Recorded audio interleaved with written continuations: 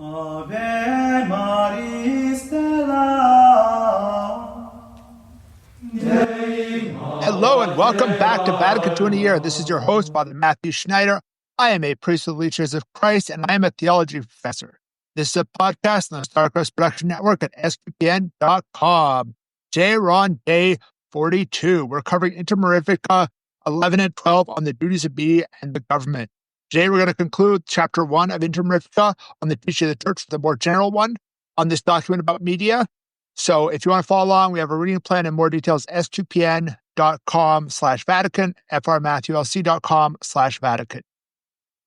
Yesterday, we had more on ethics of media from the prior day. The last 2 days, we've been talking about that. We talked about public opinion. We talked about choosing media well. And we talked about moderating consumption. Today, we're going to talk about the morals for those who produce media and authorities that regulate media. So those are going to be the two paragraphs about those media professionals and about the governments or other authorities. They talk about authorities generally, although a lot of it would apply to governance. Let's get into it. Paragraph 11, media professionals have a more responsibility. We're going to read in two parts here, the general and then talking about specific audiences, more about kids in general kind of thing, and especially people who need, you need to be different how you produce media for kids and for adults, because kids are much more impressionable and don't really understand things like what's fiction versus what's fact when they're very little and things like that. So let's read the text. The principal moral responsibility for the proper use of the media of social communication falls on newsmen, writers, actors, designers, producers, displayers, distributors, operators, and sellers, as well as critics and all others who play any part in the production and transmission of mass presentations. It is quite evident the gravely important responsibilities that have in the present day when they are in the position to lead the human race to good or evil by informing or arousing mankind. Thus, they must adjust their economic, political, artistic, and technical aspects so as to never oppose the common good. For the purpose of better achieving this goal, they are to be commended when they join professional associations, which, even under a code if necessary of sound practice, oblige their members to show respect for morality in the duties and tasks of their craft. That's the first part of this number, right? And they kind of have almost this exhaustive list at the beginning, newsmen, writers, actors, designers, producers, displayers, distributors, etc., right? So it's talking about all the people, not just, you might just think, the producer, just the writer. No, but everybody involved is responsible, right? And it talks about how they have a great power. It reminds you of Spider-Man. I don't know if you remember, Uncle Benny's telling Spider-Man, with great power comes great responsibility. That idea of these people, they have great power, so they will have a great responsibility as well. And that's an important aspect to think about. The great power they have, they can influence so many people and how they use that power.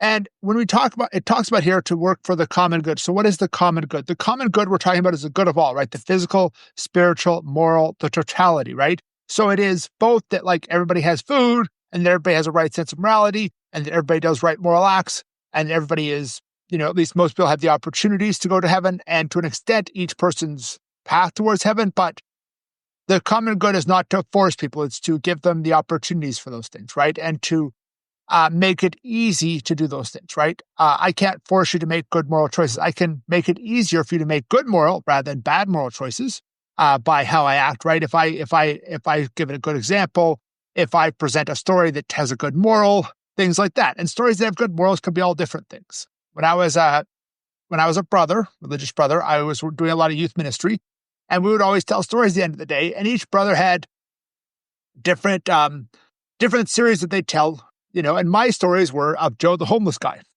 And the basic plot of every Joe the homeless guy story was basically, Joe is a homeless guy who lives in Cleveland. He does something stupid. He gets pretty serious consequences, but doesn't die, because we need another Joe the homeless guy story. Don't be like Joe, right? And so obviously, Joe eating bad pizza and getting health effects and getting in the hospital because he ate rancid pizza or something is an interesting story, and it is not a moral thing to do, but I'm presenting it in a moral way, like don't be like Joe. Was the whole point, right? And so those type of things can be that, right? That way. And art needs to look within that common good, right? It's not going to like directly produce it. In a sense, it does produce something that we have that sense of beauty, but it doesn't like directly produce other common goods like morality, food, shelter, etc. And then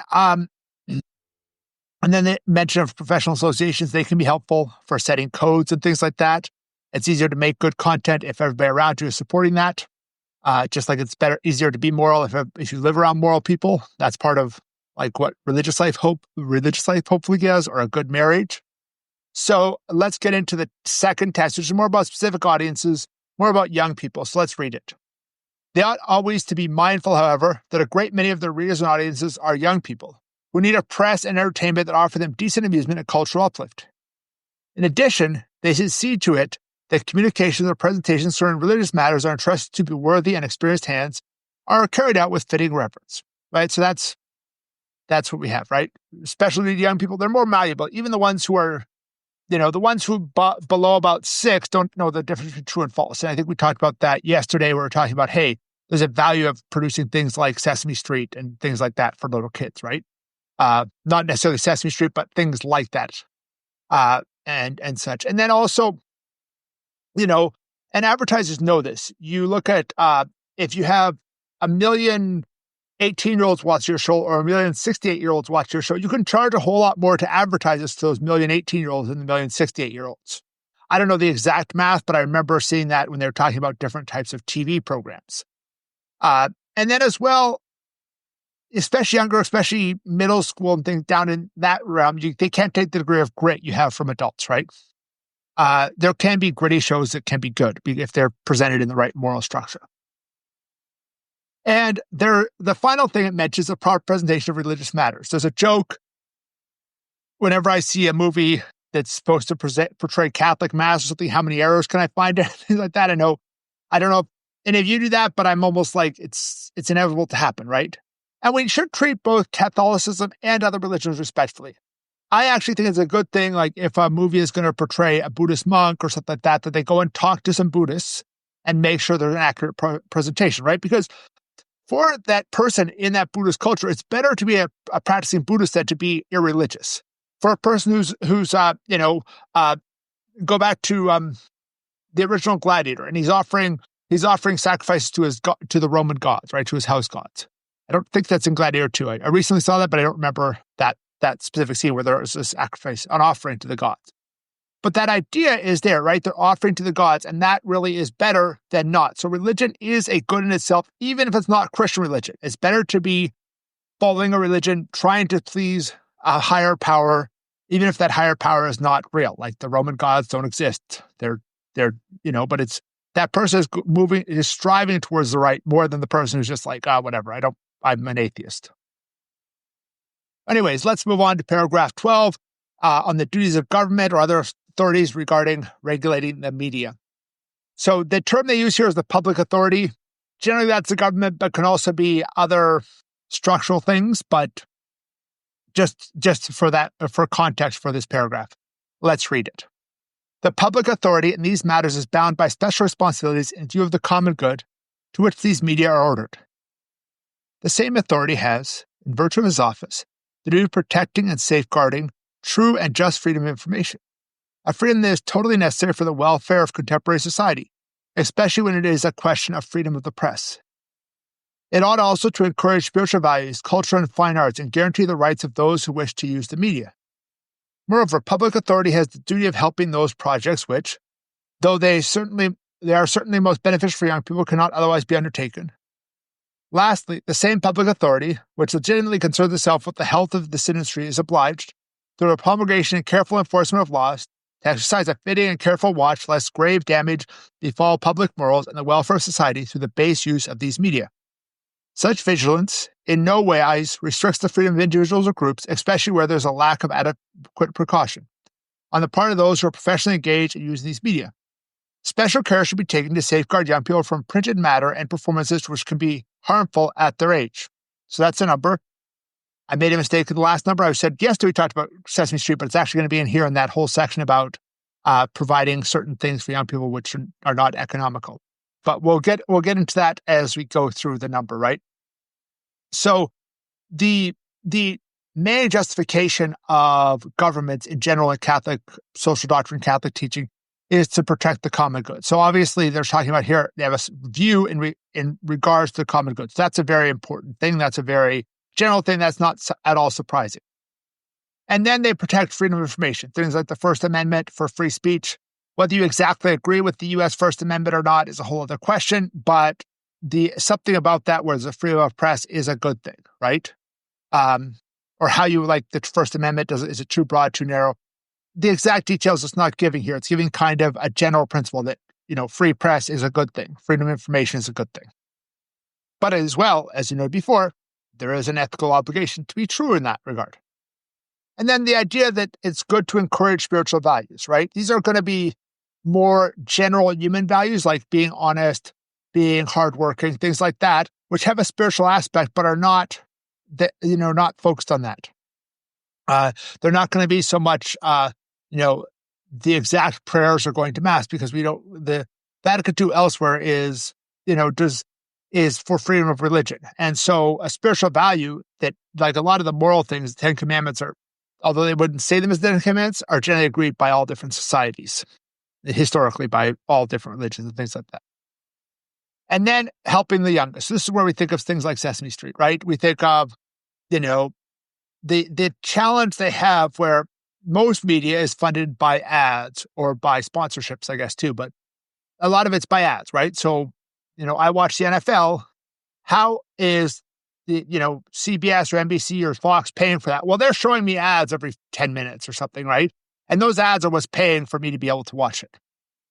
The problem is that up until about second, third grade, somewhere around there, children have a difficulty distinguishing truth and fiction, distinguishing ads and part of the programming and things like that.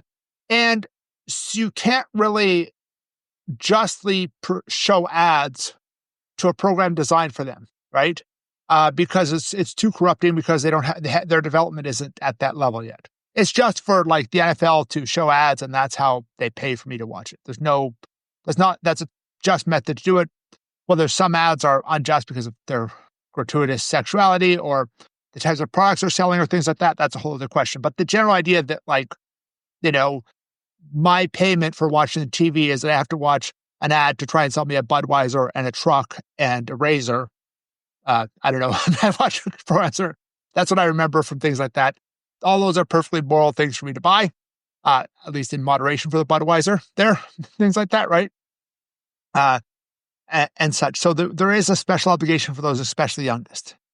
And then the public authority, the government needs to watch morals, right? General human morals, like I noted before, spiritual values, and things like that. And then vigilance does not eliminate creative expression, right? And that's one of the things here that they don't have to be like, this is the exact way you have to do it. And it's not a kind of top-down authoritarian way. One of the things I note is that, like, as a kid, we only had Canadian TV. My youngest sister, who's noticeably younger than me, we got American TV by the time she was there, and I would babysat her a bit, right? Because I was the oldest. And she got like Barney and Mr. Rogers because she got American TV. We didn't. We had, Fred Penner's Place and Mr. Dressup. Canadians who are, over 30 are probably going to be like, yeah, I remember them, right? And all four of those shows are reasonably good shows for 4-year-olds to watch to kind of learn basic things like, learn your alphabet, learn to be kind to others, things like that, right? But they all have different creativity, right?